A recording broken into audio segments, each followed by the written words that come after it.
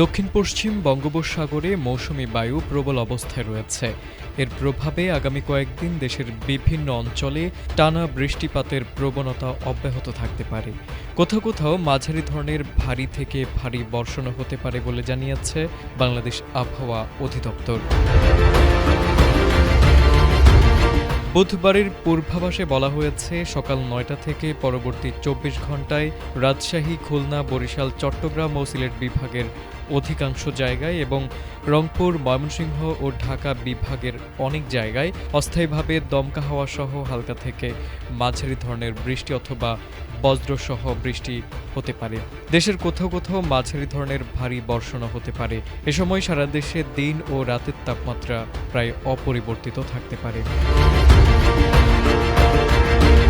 বৃহস্পতিবারের পূর্বাভাসে বলা হয়েছে, ময়মনসিংহ, রংপুর, বরিশাল, চট্টগ্রাম ও সিলেট বিভাগের অনেক জায়গায় এবং রাজশাহী, ঢাকা ও খুলনা বিভাগের কিছু কিছু জায়গায় দমকা হাওয়া সহ হালকা থেকে মাঝারি ধরনের বৃষ্টি অথবা বজ্রসহ বৃষ্টি হতে পারে। কোথাও কোথাও মাঝারি ধরনের ভারী বর্ষণ হতে পারে। শুক্রবার একই ধরনের আবহাওয়া অব্যাহত থাকতে পারে। রংপুর, ময়মনসিংহ, বরিশাল, চট্টগ্রাম ও সিলেট বিভাগের অনেক জায়গায় এবং রাজশাহী, ঢাকা ও খুলনা বিভাগের কিছু কিছু জায়গায় বৃষ্টি হতে পারে। সেই সাথে কোথাও কোথাও মাঝারি ধরনের ভারী বর্ষণের সম্ভাবনা রয়েছে।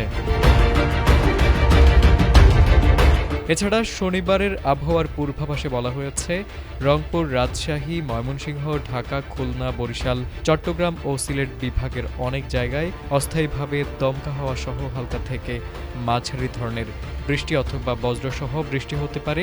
দেশের কোথাও কোথাও মাঝারি ধরনের ভারী থেকে ভারী বর্ষণ হতে পারে। তারেক আজিজ, এটিএন বাংলা।